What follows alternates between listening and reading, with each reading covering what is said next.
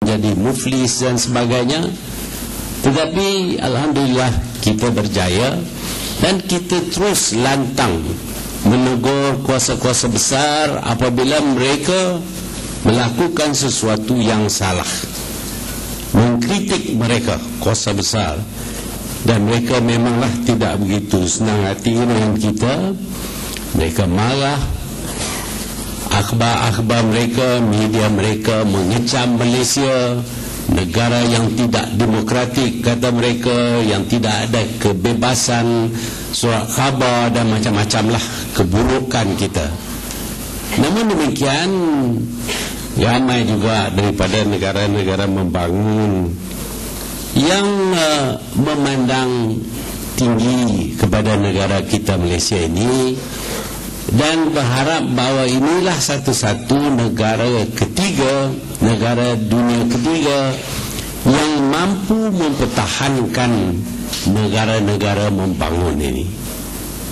Saya bukan nak masuk dalam bakul, nak angkat diri sendiri, tapi kita sekarang ni sudah sampai kepada satu tahap yang mana ramai yang mengharap Malaysia lah yang akan menyuarakan pendapat mereka, kerana mereka tidak mampu menyuarakan pendapat mereka kerana mereka berhutang ataupun mendapat bantuan-bantuan tertentu daripada negara kuasa besar ini.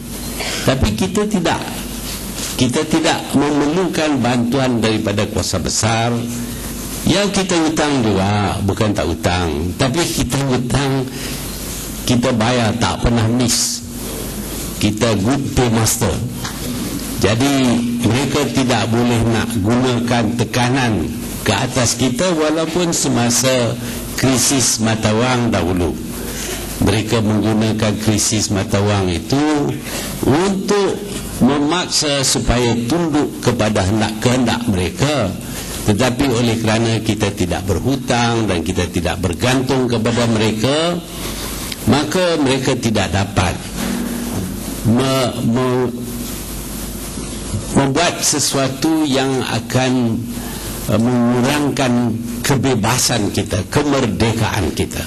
Kita berbangga, saya yakin kita semua berbangga kerana negara kita ini betul-betul merdeka.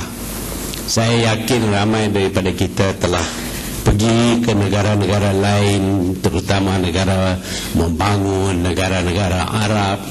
Mereka selalunya menyebut tentang pandangan tinggi mereka kepada Malaysia kerana kita betul-betul merdeka.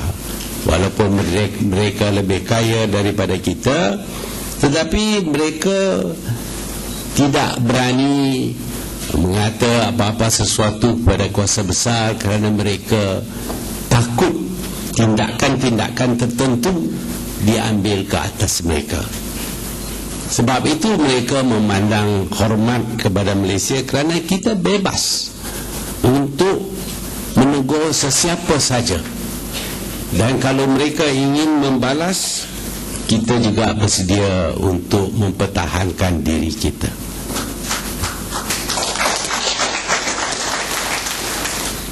Saya yakin kita semua menghargai kemerdekaan ini dan tidak rela kemerdekaan kita ini dikurangkan ataupun kedaulatan negara kita ini diketepikan.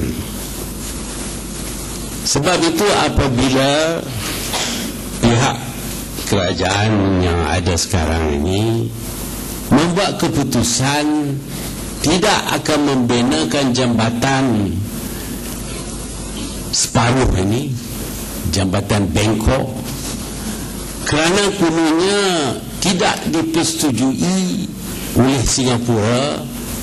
Saya berpendapat, saya tak tahu orang lain punya pendapat macam mana, tapi saya berpendapat bahawa kedaulatan kita sudah dicemarkan.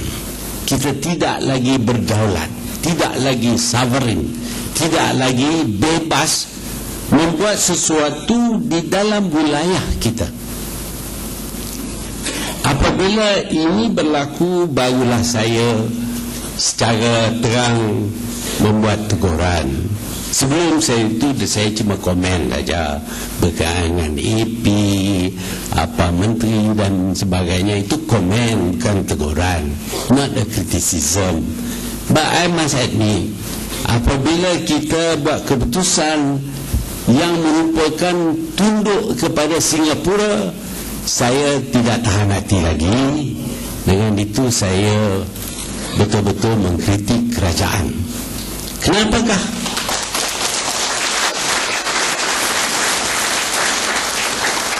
Kenapakah harus kita bertanya kepada Singapura untuk kita membuat sesuatu dalam negara kita? Kalau kita bertanya kepada Singapura untuk mendapat kebenaran membuat sesuatu di dalam negara kita, ini bermakna bahawa kita sudah tidak merdeka. Kita sudah tunduk kepada kuasa asing, bukan kuasa besar sangat, kuasa besar cek, kata orang Kedah.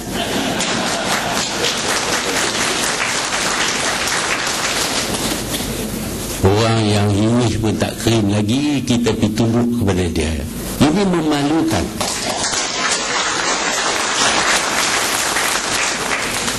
Sebab itu saya menegur. Saya akui saya tegur, walaupun saya tak nak tegur, dah janji jangan tegur. Tapi ini saya tak tahan, sebab itu saya tegur. Apakah keputusan yang dibuat oleh kerajaan? Kita telah pun putus untuk membina jembatan separuh ini.